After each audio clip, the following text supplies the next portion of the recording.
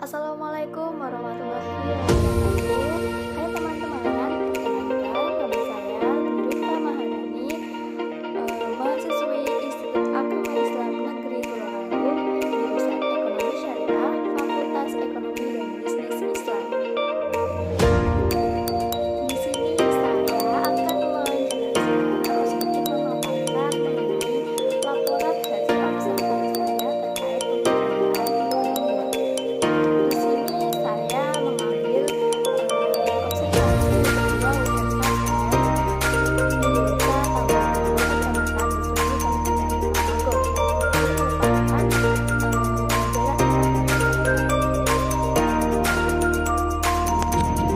Untuk yang pertama, di sini saya akan menjelaskan terlebih dahulu terkait dengan latar belakang dan tujuan teori yang saya gunakan.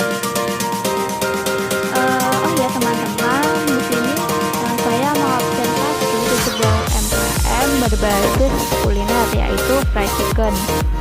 Oke, terkait latar belakang. Di era global seperti sekarang ini, keadaan ekonomi memang sangat memprihatinkan.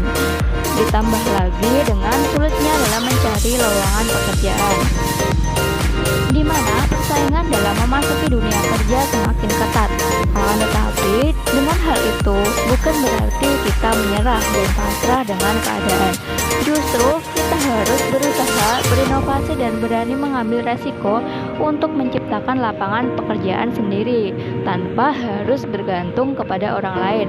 Syukur-syukur malah dapat membuka lowongan pekerjaan bagi orang lain. Seperti salah satu tokoh pengusaha yang berada di Desa Tanggul Pundong, Kecamatan Besuki, Kabupaten Tulungagung, yang yaitu adalah tempat tinggal saya sendiri, yaitu Bapak Saiful.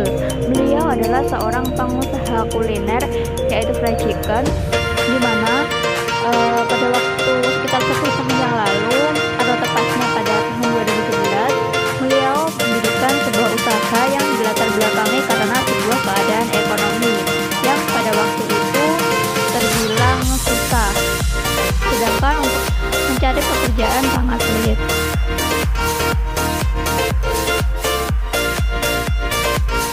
Karena hal itulah peneliti ingin mengetahui apa yang dilakukan seorang pengusaha ini bisa sukses seperti sekarang ini dan bagaimana cara pengembangannya dalam melakukan pemberdayaan ekonomi dalam bisnis fried chicken ini.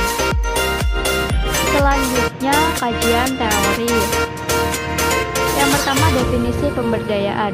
Pemberdayaan adalah proses meningkatkan kekuatan pribadi, antar pribadi atau politik sehingga individu-individu, kelompok-kelompok atau komunitas-komunitas dapat mengambil tindakan untuk memperbaiki situasi-situasi mereka.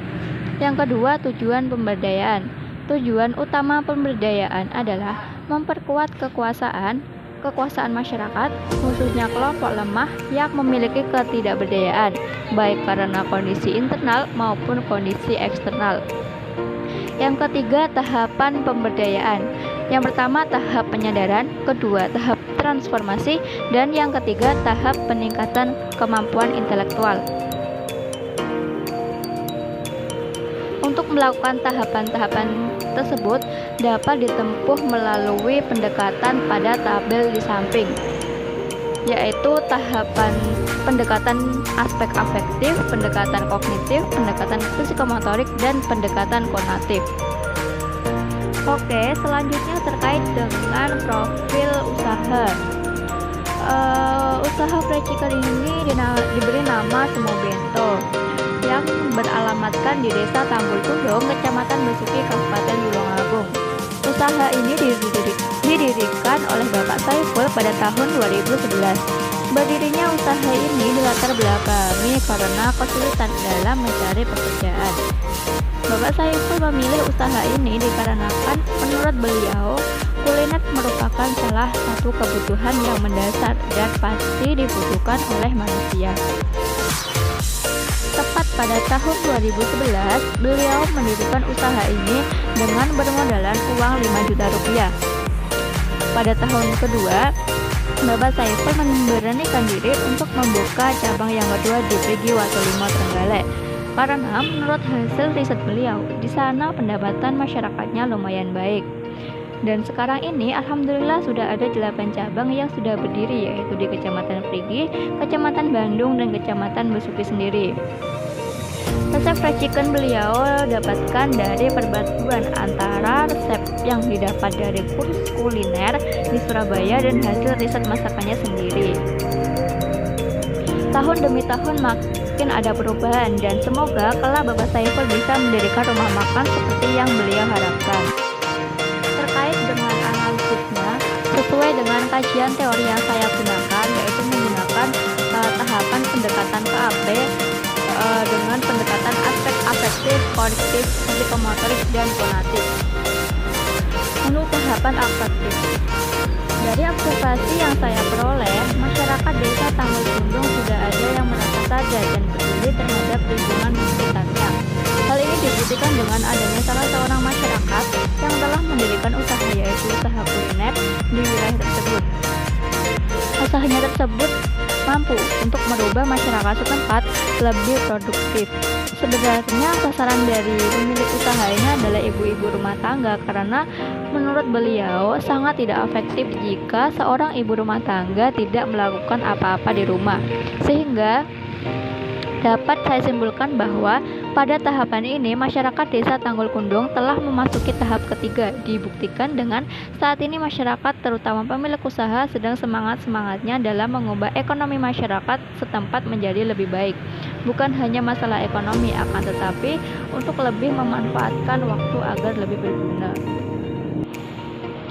Pada tahapan kognitif, untuk tahapan ini masyarakat desa Tanggulkundung sudah mampu mengembangkan pengetahuannya. Hal ini dibuktikan dengan kemampuannya dalam mengembangkan pengetahuannya di bidang kuliner. Salah seorang pengusaha di wilayah tersebut mampu menciptakan sebuah resep percampuran antara resep dari mentor-mentor chef ternama dengan resepnya sendiri. Selanjutnya, tahapan psikomotorik. Untuk tahapan ini, masyarakat desa Tanggulkundung sudah memiliki keterampilan dan mampu mengembangkannya. Dibuktikan dengan pemilik usaha kuliner yang mampu membuat hidangan yang diminati banyak orang.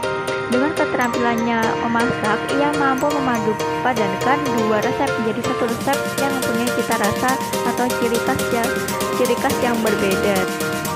Tahapan yang terakhir adalah tahapan konatif. Untuk tahapan ini, salah seorang masyarakat desa Tanggulkundung yang saya observasi ini bersedia dalam ikut andil dalam pembangunan ekonomi masyarakat. Bahkan beliau berharap para pemuda-pemuda sampai pemuda santri pun mampu untuk memberdayakan masyarakat. Paling tidak di setiap wilayah terdapat sebuah organisasi pemuda-pemuda setempat untuk melakukan pemberdayaan ekonomi.